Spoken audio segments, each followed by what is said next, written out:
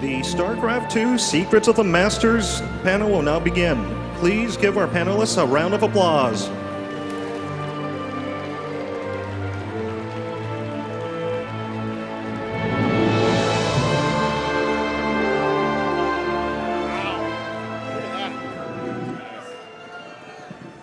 Hey everybody, how's it going?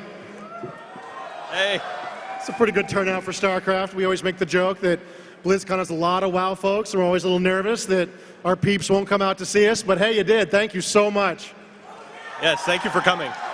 Nice. All right, everybody, so this is the Secrets of the Masters panel, and what we're going to talk about today is how to really improve your game. Now, if you are a top-level diamond player, if you are in that top 200, we probably don't have a lot we can do for you, all right? You might get a little bit here, you might get a little bit there, but we're really not for you guys. But if you are one of the brave souls battling it out in bronze, silver, gold, or platinum, we are here for you today to give you some information that will hopefully level up your game and let you own all the noobs who didn't come to BlizzCon to know what you know. All right, to start things off today, I've got Greg Kness up here from the BattleNet team, and Greg's going to give us some overview of some of the things that are going to come for BattleNet down the road, and he's going to give you guys some insights into how our ladder system actually works, which won't affect your ability to fight on the battlefield necessarily, but could very easily help improve your game and give you a better understanding of what's going on in ladder and how you're getting matched and why you're getting matched against the opponents you're being matched against. Here's your clicker, man.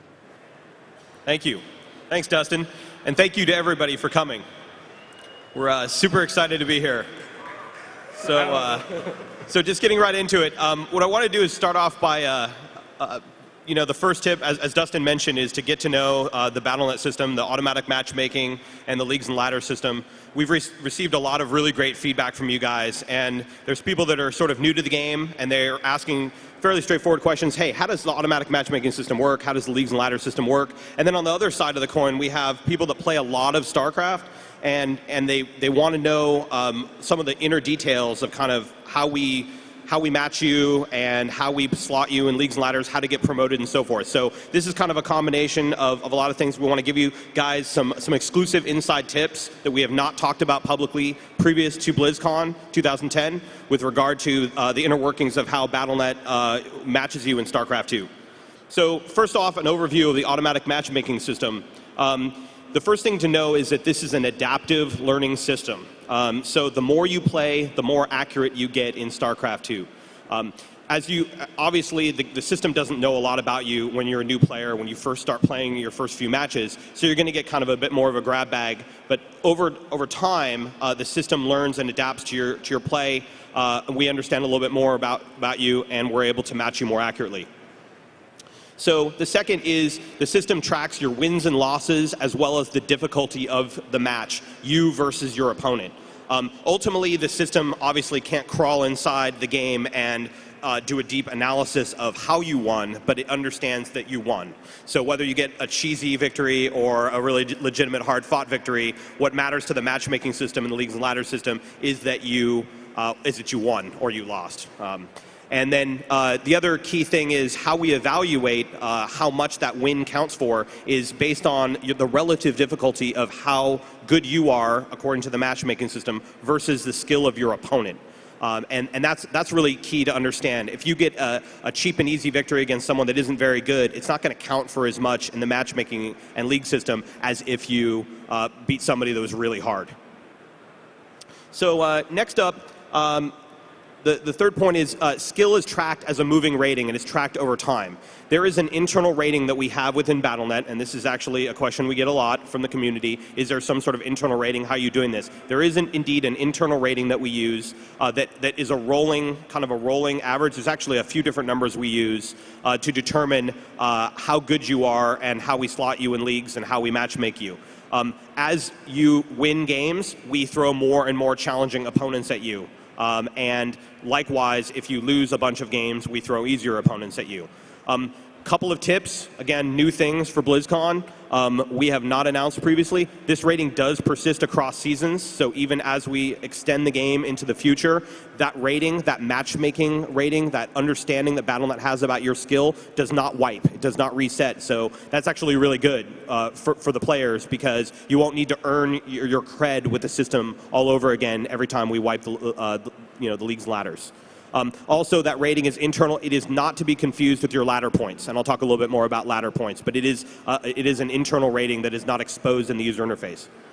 Next up, the skill tracking is per matchmaker. So the key thing here is 1v1, 2v2, random, 2v2 arranged. Every single team that you create with your buddies, those are all separate skill ratings. They are not one skill rating, so one really doesn't influence the other.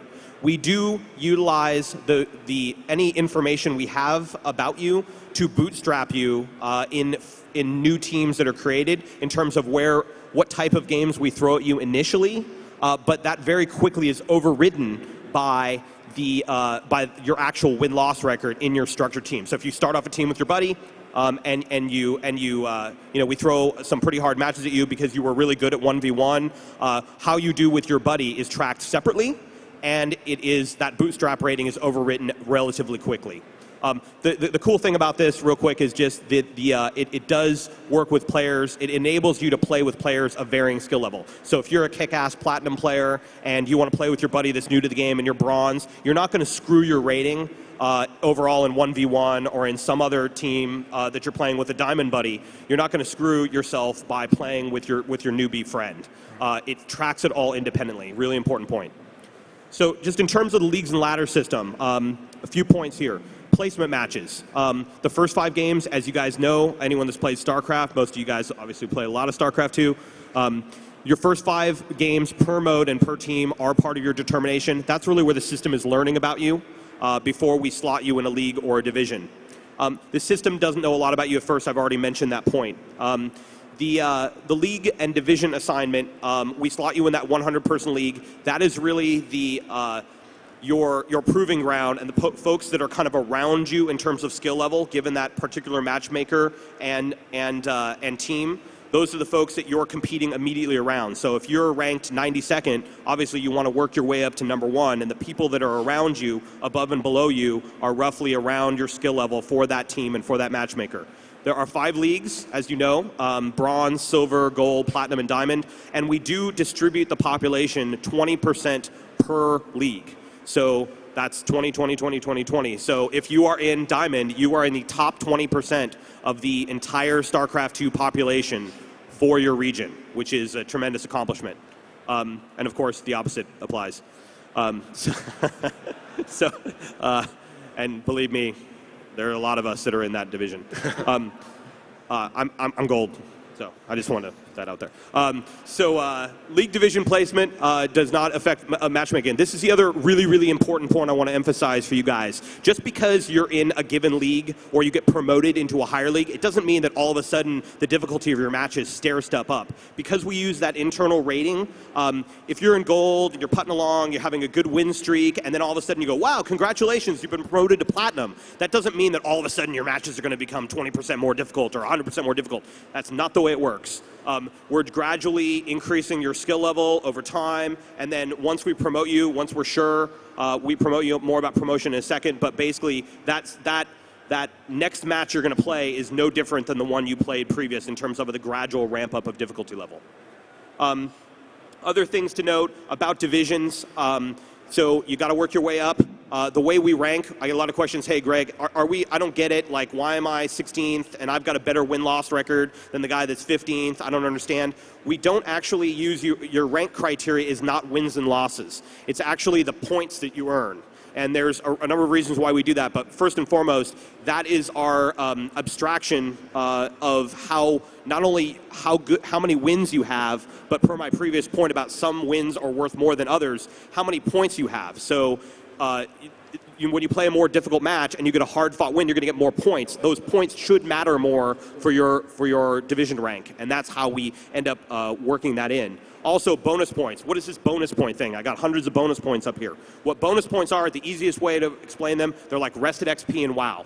It's a mechanic we've put in there so that if you need to take a break, say you go on vacation for a week and you jump back in StarCraft the day you get back, you have an opportunity to catch up a little bit by eating through your bonus pool. That bonus pool is accrued over time, and it will be cut off at a certain point in the season. So you'll have an opportunity to kind of catch up and eat through all your bonus points. Lastly, league promotions. The key thing I want to mention here is that we only really promote you when you're ready. So there is a possibility that you could have a great win streak, and we're gonna only promote you when we're actually sure that you're going to perform better in that upper division. If you're borderline, we're going to be really conservative on our placement. Likewise, we're really conservative in terms of our initial league placement. And as we know more about you, we'll be a little more aggressive. So say next season we might give you the benefit of the doubt, whereas the first season we didn't. And then I already mentioned the point about league placement does not equal skill necessarily in terms of the matchmaking stair step.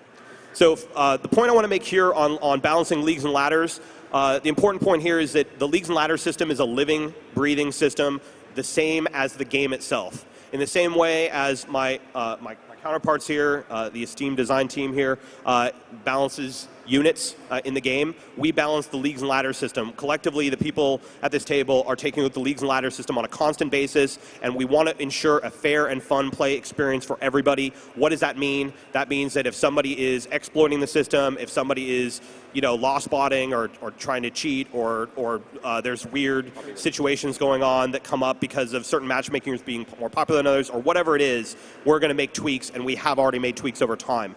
Without going into all the details here, we've made a bunch of changes since launch, optimizations on matchmaking, optimizations on team placement, and so forth.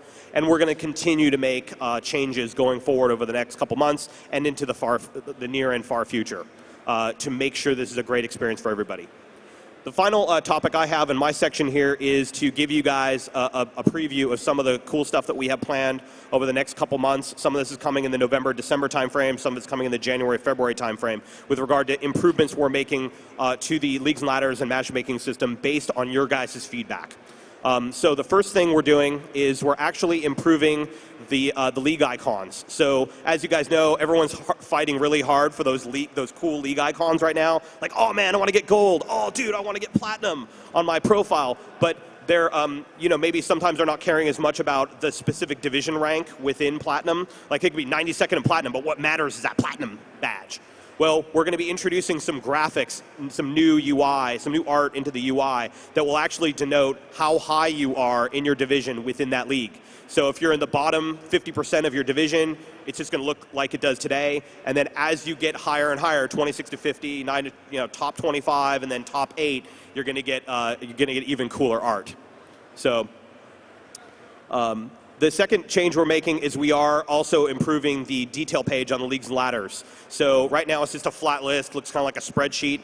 We're doing some things to make it a little more colorful, a little more fun, and then also to give some mad props to people that make it to the top of the division. So if you're top 8, you're going to get this special fat banner, tapestry thing on the side that's going to make it look really cool and exclusive that you're at the top of your division, and there'll be a slightly less cool but still cool one, for 9 to 25 and so forth down the line. We're also making some other improvements to the header and so forth. The next thing we're going to do is, as we've mentioned previously, we haven't talked a lot about this since we launched the game, we're going to be moving to Season 2. So what that means is when we go to Season 2, and we will be announcing when we're going to Season 2, ahead of time, we are going to be wiping the ladders. So we're going to be resetting your wins and losses, your division placement, and so forth. You get to start over from that regard. We are upgrading the profile to enable you to go back and view your Season 1 information. So we're wiping it, but we're going to let you go back and still check it out. So what your final placement was and so forth. So it's not going away completely. We're also preserving that matchmaking record. Super important point, right? You're not going to be starting over. You're not going to have to keep playing 5 placement matches all over again and start from scratch. We know how good you are roughly, and so we're going to use that. And you're only going to have to play 1 placement match in any given team or matchmaker in order to get re-ranked and re-slotted into division. The next thing we're announcing here at BlizzCon is we are officially rolling out the Master League.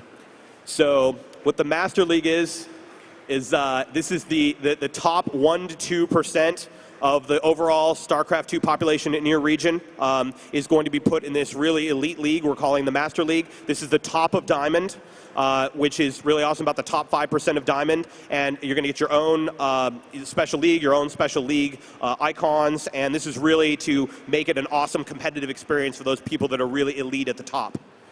And of course, there's one more league. We are also announcing today the Grandmaster League.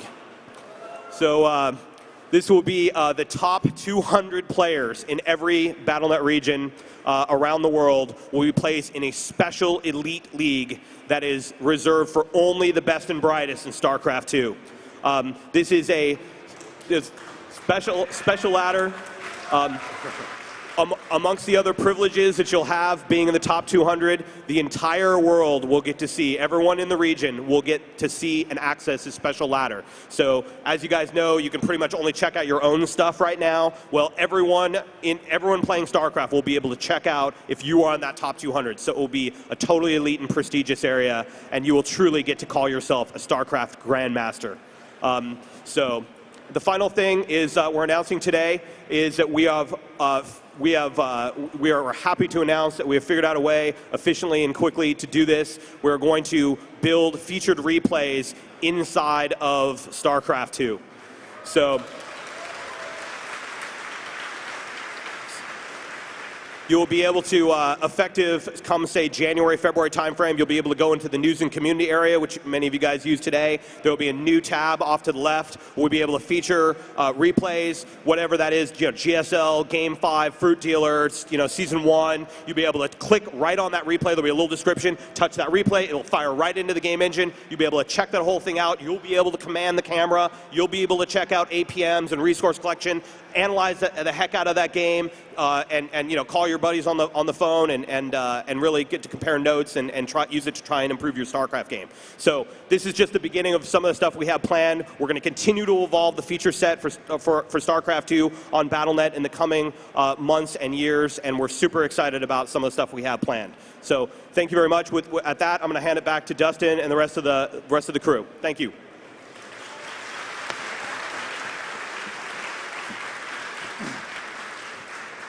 It's been a while, but has anybody in here watched the old StarCraft 2 battle reports that we used to do back in the day? Anybody? All right. We've got up here David Kim, fan of those, big winner of many of those battle reports, and the mighty champion Matt Cooper, who bravely fought it out many times to show off what our game could do. And this is your StarCraft 2 balance team right here. There's a lot of guys around the studio that help us as well and give us a lot of great feedback. But these are the guys that are really at the top of the game in the studio. We just recently had a tournament inside the studio. Like 120 guys participated, and it was these two guys in the finals. I'm not going to give up who actually won, but it was best of 5, and they were amazing matches. And we'll try to get those matches out to you guys soon. These guys are just absolutely doing great. I think David may be the top random player in the world at this point. So we've got some real experts up here to try to give you guys a chance to really understand at least what we think are things that a lot of newer players can do to really improve your game. So I want to talk a little bit first about pros and how pros train. There's a lot of pros here at the BlizzCon here today, BlizzCon 2010. And we've seen these guys be playing in tournament matchups all over the place. We've got a great game tonight between Boxer and Fruit Dealer. You guys should definitely check out. But I want to talk about what these guys actually do to get as good as they get. Now, these guys play on ladder like the rest of us, but they also play in custom games quite a bit, and they have sort of a special secret. They've got some sparring partners like a boxer would have, guys that are almost at their skill level but not quite, that they can throw down with to try new strategies, to try new techniques. Not all of us have access to top diamond sparring partners, but if you have guys at your skill level in gold, you can find those guys. You guys can get together. You can try different rushes, try different blocks, try different strategies, and that's what these guys do to really help improve their game. These guys also work really hard. They play 12+ hours a day to improve their game. I think there's a myth that StarCraft 2 pro players are born. They're not born, they're made. These guys forge themselves with hard work. And the reason I say this, and this is important, is if you suck at StarCraft 2, you can play and get better. That's all these guys did. They practiced. Now, I'm sure there's probably at some point some basic genetics that these guys are a little bit faster than the rest of us normal humans. But there are still things you can do to practice to get to really a strong place in your skill. These guys also focus on one race. They don't bounce around a lot. They pick one race, something that speaks to them, maybe a race that they're naturally good at, having tried all of the races, and they focus on that race and really try to improve their game. And these guys study.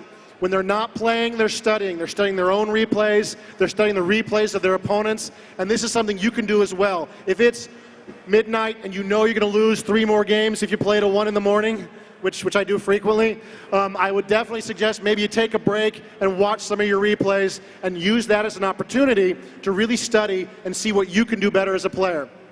So you guys, we contacted a bunch of pros. David sent a bunch of emails, and we got some really great tips for you guys from some of the pros, many of whom are here at BlizzCon today.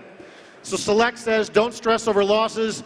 Use them to learn your faults, and you got to practice. No pain, no gain. This is great advice.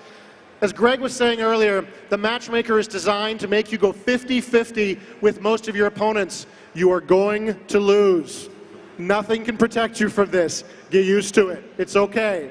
But you've got to keep practicing, you got to keep focused, and don't worry about losing. And a lot of this stuff is psychological advice these guys are giving, but psychology is a huge part of StarCraft. Cooper and I talk frequently about how we go on tilt, how we'll lose a couple of really close games, and then it's a 10-game losing streak to the end of the night. David Kim has better psychological control than either one of us. He's like a machine. That doesn't happen to him. You could be that machine. Try to focus on the psychological aspects. That can be a very effective way to improve your game, and that's what Select is saying. Huck, a great player, says, be a fan of the game and enjoy it. You're here to have fun.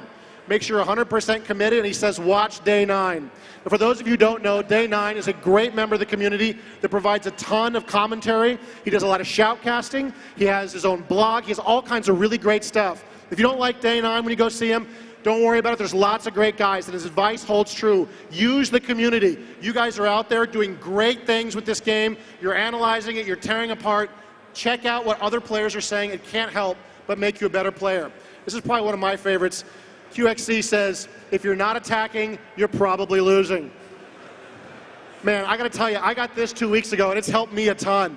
Now, this is something a lot of new players do. They say, well, I'm a really good turtle player. I like bunkers and siege tanks. You're not going to win playing that way. The bunker is never going to walk across the battlefield and beat up that enemy command center, right? So he's saying, and the other thing he's saying too, which I think is so important, is you really want to force your opponent to be reacting to your moves instead of you reacting to his. And of course, David's pointed out to me many times he's won a bunch of games by being defensive. So don't get too excited. It's not always about the attack. But it is a game of aggression, and it's a game you want to be in control of, not your opponent. Now, D-Muslim says, practice a lot. Watch replays. These are things we've heard before. This is good advice. And copy strategies, if you can, also good advice. And he also says, keep watching and focus on your mistakes. One of the hardest things to do in StarCraft, I think, is to lose a very close game and then go watch the replay. That takes a real man, right? The rest of us would rather just go get a soda, maybe go have a quick raid in WoW or anything else, but look at that game again. But if you can stop and watch that game you just lost, you're going to learn a ton. All right, so now you're ready, right? You're ready to go pro? You got some tips and tricks. This could be you, the ghost of the StarCraft universe. But in reality, you're probably more like this guy. Now, the reason I tell you this is not just to make fun of you. The reason I tell you this is a lot of players will just watch what the pros do and say, well, I can do that, I'm going to do it. Not understanding that the execution that these guys do is so critical to a strategy working. You can't copy the pros all the time, every time. You should focus on what works for you. And there's lots of people out there who will tell you, well, this unit never works. This strategy can't work. It's easy to block. But that's not always the case, because in addition to you not being as good as the pros, neither are your opponents, right? These guys, they can't block all the things that the pros can do, so you don't have to do actually everything that the pros do. So be creative. Learn what works at your skill level. Learn what works against your opponents and use those things. Look to the pros for inspiration. These guys are incredible players and they're incredibly valuable, but don't get stuck on the fact if you can't execute a Hellion drop, don't worry about it, right? Try something else or try something that you think you can do to run over your opponents, especially that guy that just wants to work a rush. I think you could take him. Okay, so now let's take a look at all the specifics. What can you do specifically in your games to improve your game? First thing is workers. Always build your workers, and I can't stress this enough. A lot of people ask me how to improve their game by saying, how do I beat this strategy, or how do I counter this unit, such as the Banshee? But when I watch their replays, they always stop building workers around maybe 14 workers to 30 workers. However, if they didn't stop building workers, and if they had 80 workers, they would have a 3 times bigger army, meaning counters don't even matter at that point. You can beat Banshees with even Marines if you have 3 times the army that he has. Second point is poverty. So unlike in real life, it's actually not good to save money in the bank. The reason is because after every game, all that you have saved up is gone. You have to start over in the next game. So rather than saving your money, try to spend it on your military so that you have a bigger army to fight and win more battles in every one of your games. The third point is scaling it up. I don't really see a problem, people having problem with this when they only have one base. For example, if we take Protoss for example, all Protoss players know how to run 4 or 5 gateways off of one base. However, I don't see a lot of players going double the number of production buildings when they get an expansion. So as a general rule, if you have 2 expansions, go 10 gateways. And if you have 3 expansions, go 15. And it's always good to have more production buildings than needed than less, because if you have less and have a 2,000 float, that's 20 less zealots in the battlefield, whereas if you have 2 more gateways on accident, that's only 3 less zealots. This is all really great advice too, because a lot of players, they'll see what happens up here on stage today, they'll see what somebody like Boxer is capable of, and they'll say, wow, it's all about micro, I want to be able to do that as well. You've really got to hit these basics that David's talking about, or you've really got no hope. Give up on the micro for a while if you have to. Let it go. Let your units be retarded on the battlefield, but focus on what really matters at the basic level of skill. Get your economy booming and make sure you've got the troops necessary so that at the point when you're ready to practice your micro, you've actually got some forces to work with. So let's take a look at some advanced econ. Gas is the first thing. There's 2 simple ways to build your refineries. One is to incorporate them to your build order. And the second is to just know what strategy you're going to use. A lot of the times, I mean, you should have a strategy prepared before going into a game or even shortly after. And just think, is this strategy that I'm using, does it require a lot of gas or very low gas? If it requires low gas, go for 1 refinery early, versus if it requires high gas, just go for 2 refineries at the start of the game. When to expand matters as well. As with gas, you can also incorporate this to your build order. For example, a lot of Zerg players just take the expansion right at the start of the game, even before making a spawning pool. That's one way to do it, and then another way to do it is just look at how much army the opponent has and build the base defenses needed to block that attack if you were to rush right now, and just throw up the expansion in order to gain an econ advantage. Where to expand is the third point. There's a very simple rule to this. If you have a mobile and fast army, have your expansion spread out throughout the different places of the map so that you can actually use that mobility to your advantage. Whereas if you have a slow army, try to have all your bases as close to each other as possible. And one tip I'd like to give to this is, if you're not playing at the pro level, if you're not a diamond player, maybe you can just sneak an expansion in the middle of nowhere where your enemy probably won't scout that location. And you can actually get away in a lot of the games by doing this with an expansion. So maps also play a great part in terms of strategy. It's important to know not only the different strategies that you can execute per map, but also what your opponents can do as well. So the first map we're going to look at is Steppes of War. This map is an example of a map with a very close rush distance. So rush strategies such as the 4-gate, 4-warp gate, all-in push, or even a bailing bus are very popular. So even if you're not a rush type of player, at least take note that your opponents could use these sort of rush strategies against you. So the second map I want to talk about is Scrapyard. So unlike the first map we looked at, this map actually has a long ground-to-ground rush distance. However, it's got a close air-to-air distance, meaning drop-based strategies or air attack unit-based strategies are really strong on this map. I don't know about, I'm sure you guys experience this as well, but when I'm playing on this map and I go for a very ground-heavy based army such as roaches, and when I have a sizable army, when I have like 20 roaches, I'm thinking to do a lot of damage to the opponent. So I leave my base, I'm traveling to the opponent's base, And what do you know? There's 5 Mutalisks coming into my base, kills all my drones, and the game's over even before I've even done anything to the opponent. He's lying. That's never happened to him. It's happened to me. So like, this sort of situation, we would like to call internally as a terrible, terrible damage situation. And just like in the battle reports, for some reason, whenever this happens to me, Dustin is always there, screaming, terrible, terrible damage. Okay, so the third point is choke points. Everyone knows about the choke points that are in front of your base, and everyone knows how to utilize them well, too. But what a lot of people don't realize is there are choke points at different parts of the map as well. For example, on Blistering Sands right here, we noticed that there's a choke point right in front of your natural expansion. There's a bunch of choke points in the center of the map, including the 2 choke points by the Zelnaga watchtowers. There's other choke points as well. For example, there's 2 choke points leading into the high-yield expansions. It's important to utilize these choke points when you're playing the game. For example, if you have a Marine and Marauder-based army versus your opponent is using speed-upgraded Zerglings, you really want to utilize these chokes. So when you're going for a push, try to stick to these chokes as much as possible, because if you fight at those chokes, you have the advantage, whereas if you fight in the open, the Zerg player has a huge advantage over you. So last thing is expansions. We talked briefly about when to expand and where to expand, but this varies drastically depending on what map you're playing. Lost Temple is an example of an easy-to-expand map. The choke point in front of your natural expansion is very small, and your future expansions can easily be defended by defending the 2 locations by the 2 ground-based paths by the Zelnaga watchtower. However, not all maps are like these, and it's important for you to watch replays, just try different things on different maps to figure out which expansion location works on which maps. So I'm going to talk to you guys today about combat, and combat in StarCraft 2 is awesome. It's probably my favorite thing about StarCraft 2.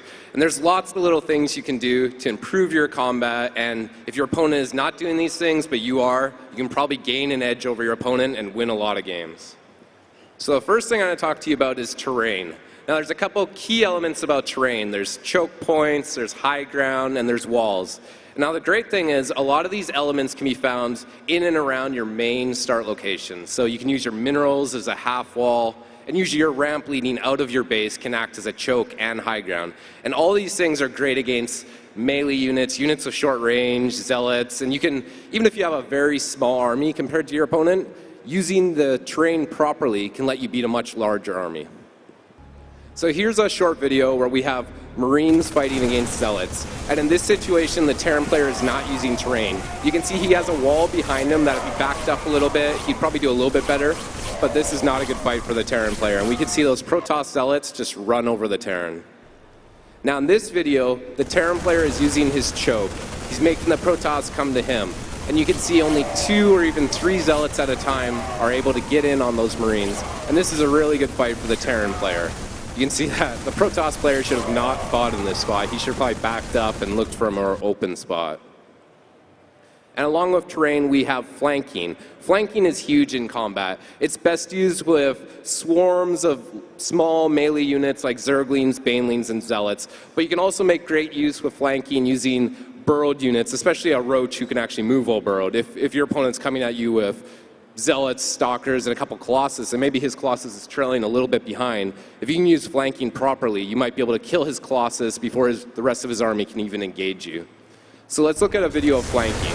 Now in this situation, we have Zerglings fighting Marines in the open, and this seems like a good fight for the Zerg player. He's fighting in the open, he's not using terrain, but the problem here is the scale. It's the size of the armies. Now because there's so many Marines and so many Zerglings, the Marines are actually creating their own terrain. Units in the back, the Marines in the back, the Marines in the middle, they're actually getting blocked by the Marines in front of them. And the Zerglings are taking a very long time to wrap around these Marines. And it's actually, even though it's in the open, it's not that great of a fight for the Zerg player. This is one of the things that I think a lot of players don't really respect, or takes a lot of time for certain players to learn at least, is that the counters in StarCraft change depending on the size of the armies. A large Marine army is a different beast than a small Marine army, and you have to sort of watch that army size and use the terrain, like this Zerg player failed to do, to see what's going to happen in a particular battle. Yeah, absolutely. So in this video, same number of Marines, same number of Zerglings. The only thing we've done is we split the Zerglings into 3 equal-sized groups. And you can see how fast the Zerglings are able to surround the Marines, and they're very effective in this spot. So in the last video, there was about 8 or 10 Marines remaining, and now we have about a dozen Zerglings left. So this is a pretty significant turn. There's also unit control. Now, a lot of people in the community will refer to this as micro or micromanagement. But the key thing here is it's just controlling your units and getting the maximum benefit from your units. And there's a couple of things to note here. It's best used in key battles, but you want to make sure not to overuse it. You don't want to over-micro. If you spend too much time controlling your units, you might get some small wins with your Marines. Maybe you end up saving a couple extra Marines, but meanwhile your opponent's spending his money, and he's sending more and more units at you, and before you know it, you got 2,000 minerals saved up, and your army's just too small to overcome his. So here's a video of 8 Stalkers fighting 8 Stalkers. Nothing fancy here. Both players are just letting their Stalkers fight. And we can see through small variations in how the units path or how the units focus fire each other that even though it's a 50-50 fight to begin with, it's not going to go exactly 50-50. We can see that Red's up a couple Stalkers. And looks like Red's going to have 2 Stalkers left over against the blue player. So in this situation, Red is using micro. He's using blink. He's using focus fire. He's moving his units. He's basically doing everything he can to win this fight. And Blue is just, again, just fighting normally. He's not doing anything special. And we can see that Red is up way ahead right now. Red hasn't lost a single Stalker yet. And if this was a real game situation, he's got all 8 of his Stalkers left. He can make a push on Blue right now. Both players warping an extra 5 Stalkers, and now we got 13 Red Stalkers against 5 Blue Stalkers, and that's GG right there. And of course, there's counters. Now, in StarCraft, we have soft counters and we have hard counters. So a soft counter would be something like the Marines fighting the Zealots in the open. It's not the best situation for the Marines, but they're still going to do a lot of damage. If you have enough Marines, you can actually overcome the Zealots. But in a hard counter situation, this would be something like Marines against Colossus. And now, you pretty much wish you had any other unit to fight those Colossus. Marauders, Vikings, Thors, Banshees, Siege Shanks, pretty much any other unit. The Marines are not good. But there are ways to overcome hard counters using terrain or micro or other things I've already talked about. So let's look at a hard counter situation.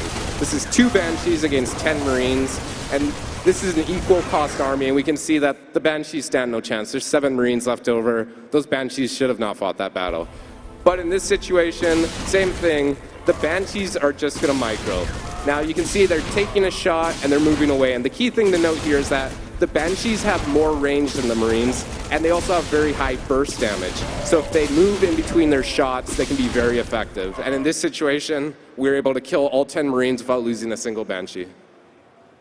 So now that we've mastered all the basics, let's take a look at some pro games to see what we can learn from these pro games. The first example we're going to show you is an example of a proxy rush. A proxy rush is generally useful against a player that's greater skill than you, and the reason is because it's really easy to execute a proxy rush because all you need to do is memorize one build order in order to do this almost perfectly. So we notice the red Protoss player is at the top. He's actually sending his first probe in the middle of nowhere to build his first building. The reason for this is because he doesn't want the enemy knowing which sort of proxy rush is coming. Protoss actually has 2 different proxy options. First is the proxy gateway zealot rush, and the second is a cannon rush.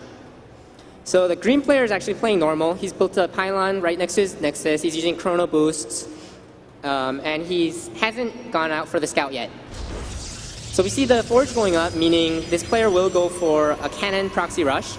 And generally speaking, especially on this map, it's really common for the for the player going for the cannon rush to block off the enemy entrance using pylons, and using cannons from below, he can actually hit probes and buildings that are on the high ground. So we notice the green player is actually sending his first scout to the red Protoss base. And when he gets there, he's going to notice that there's no buildings there except probes or nexus. So there's 2 possibilities. First is the red player's AFK. The second is a proxy rush is coming.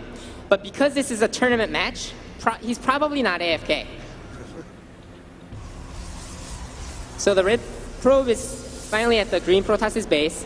And there goes the 2 pylons. This actually blocks off the whole entrance so that no ground unit can leave this base unless they kill either of those pylons. And the green player actually reacts by making a second gateway, meaning he probably expects a zealot rush coming, but little does he know, it's actually the cannon rush. So soon we'll see the cannons going up. And the only way for these cannons to shoot above is if there's a spotter.